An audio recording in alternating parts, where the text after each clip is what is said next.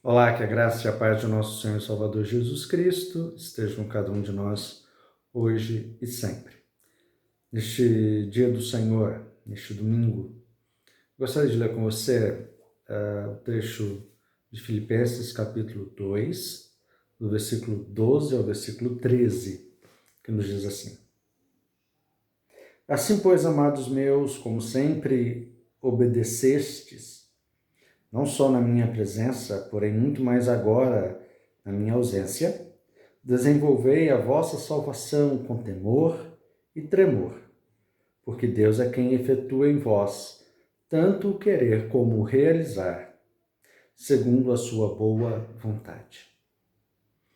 A salvação é um ato da graça de Deus, pela qual Ele nos chama para sermos seus filhos e filhas. É um ato da bondade do Senhor que não depende de nós. É o querer e o realizar de Deus em nossa vida, a salvação. Ela não é conquistada pelos nossos méritos, mas pelos méritos de Jesus Cristo, que de forma obediente assumiu o nosso lugar, vivendo toda a sua vida para a glória de Deus, cumprindo todos os mandamentos da lei do Senhor, sendo obediente em todas as coisas e obediente até a morte de cruz. Sua morte foi também para nós algo de substituição. Ele substitui-nos tanto na vida como na morte, pois nela ele assume o nosso pecado, a nossa miséria, a nossa condição de inimigos de Deus. Na cruz ele recebe toda a sua ira contra nós, toda a ira de Deus que era contra nós recai sobre ele. Todos nós agora somos em Cristo salvos por aquilo que ele fez em nosso lugar. No entanto, o apóstolo Paulo, escrevendo à igreja de Filipos, nos fala algo, às vezes, pode nos soar estranhos. Ele diz, para que nós desenvolvêssemos, assim como os filipenses, desenvolvêssemos a salvação que nos é dada por graça, com temor e tremor. Bom, a primeira coisa que nós precisamos de entender é que Paulo está olhando a salvação aqui em todas as suas dimensões. Aquilo que costumamos chamar de regeneração, justificação, adoção, santificação e glorificação. Aquilo que nós, como presbiterianos, à luz da interpretação dos nossos catecismos e confissão de fé, entendemos ser um processo na mente de Deus, mas que se realiza em nós através de atos salvadores. Bom, neste caso, eu e você somos corresponsáveis por uma parcela da nossa salvação, e essa parcela chama-se santificação. Santificação é o processo pelo qual cada dia nós nos tornamos mais parecidos com Jesus, em que nós assumimos a semelhança de Cristo em sua vida, em sua obediência, em sua entrega a Deus, em sua consagração de vida, de modo que os seus atos e palavras se tornem nossos atos e palavras. É a forma pela qual nós nos aproximamos de Deus e somos santificados pelo agir do seu Espírito Santo em nós, que além de nos dar forças para testemunharmos o Evangelho, nos dá força para viver o Evangelho. Essa vida do Evangelho é uma vida nova, é uma vida que vive longe do pecado, em uma tentativa constante de abandonar todas as práticas, todos os hábitos perversos. É aquela busca que nós temos por sermos melhores, no sentido de sermos mais crentes, mais santos, mais íntimos do Senhor. É aquilo que me faz querer ser também o melhor patrão, o melhor empregado, o melhor trabalhador, o melhor pai, o melhor filho, uma melhor mãe, uma melhor esposa, o melhor esposo.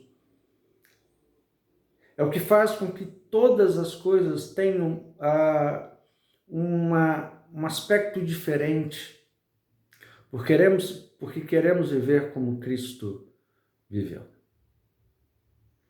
O que Paulo está dizendo aqui que isso deve ser algo que para nós traga algo assim, um sentimento de desejoso, com temor e tremor, entendendo quem Deus é, entendendo a necessidade do que é sermos santos. Aliás, é o próprio Deus que pede isso, não no Novo Testamento, como vai nos dizer o apóstolo Pedro em sua primeira carta, mas isso está lá no Antigo Testamento e Pedro cita isso. Sede santos, porque o Senhor, teu Deus, é santo. Esta é uma necessidade que toda a Igreja de Deus tem experimentado desde o seu início, desde a dispensação da lei. E agora, na dispensação do Evangelho, nós somos chamados ainda mais a vivermos isso, porque temos o auxílio sempre presente do Espírito Santo em nós. Ter o devido entendimento do que significa sermos santos deve nos fazer tremer diante do Senhor.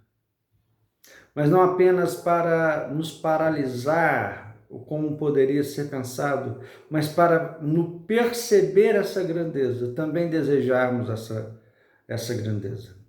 Assim como Isaías, que confessa o seu pecado diante do Senhor e é perdoado, ele vê o santo, santo, santo e é santificado, assim também nós devemos ter esse desejo de vivermos em santidade. E isso vai encontrar um respaldo ainda maior no versículo 13. Porque o Deus que efetua em nós o querer, ou seja, entender o Evangelho, crer no Evangelho, e agora sermos transformados para continuarmos esse progresso pela santificação, é o Deus que também nos leva a querer e desejar essa santificação. Mas não apenas querer e desejar, mas é Ele que também realiza essa santificação em nós com a nossa cooperação. Como é que nós cooperamos com o Senhor? Na leitura da palavra, nas orações, na participação dos sacramentos, na vida comunitária. É claro, algumas destas formas estão vetadas para nós hoje. Não podemos congregar, não podemos celebrar o sacramento da ceia do Senhor. E aqueles que ainda não foram batizados não podem ser batizados. No entanto, a palavra de Deus e a oração estão patentes para nós, estão aí para usarmos tanto quanto o Senhor nos recomenda. Uma oração sem cessar, uma busca sempre necessária e urgente para nós.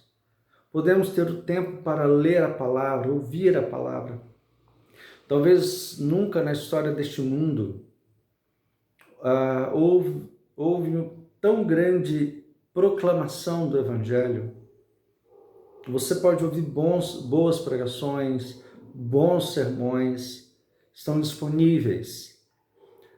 Praticamente todos os pastores que eu conheço estão gravando vídeos, fazendo lives, pregando a palavra de alguma maneira para que seja ouvida e santifique vidas. Seja santificado pela palavra do Senhor. Deixe-se encher pela palavra, pela oração. E assim tenha também a experiência da comunhão com Deus. E cresça em santidade, em conhecimento do Senhor, com todo temor e tremor. E que Ele mesmo nos abençoe. Vamos orar? Tu és santo, Senhor, e cremos nisso. Tu és santo e sabemos também disso. E agora, Pai, queremos pedir ao Senhor, faça-nos santo, os santos como o Senhor é. Santifica-nos, Deus, na Tua palavra. Santifica-nos, Deus, pela oração. Santifica-nos, Deus, pelo desejo de estarmos reunidos, celebrando culto ao Teu nome.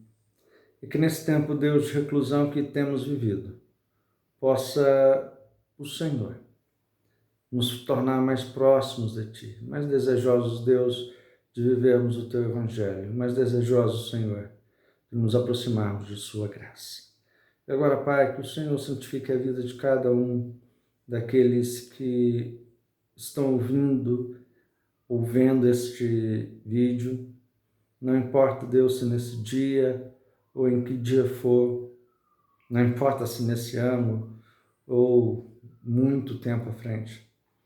Que todos aqueles, Deus, que ouvirem essa mensagem sejam cuidados pelo Senhor.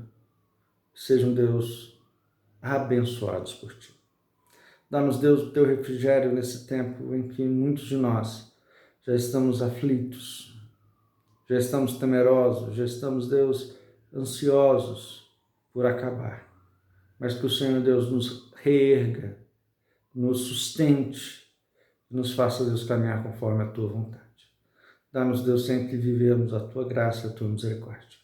Assim nós te oramos, Pai, em nome de Jesus. Amém. Que Deus nos abençoe, que Deus nos conceda a sua graça e a sua misericórdia. Um grande abraço e até a próxima.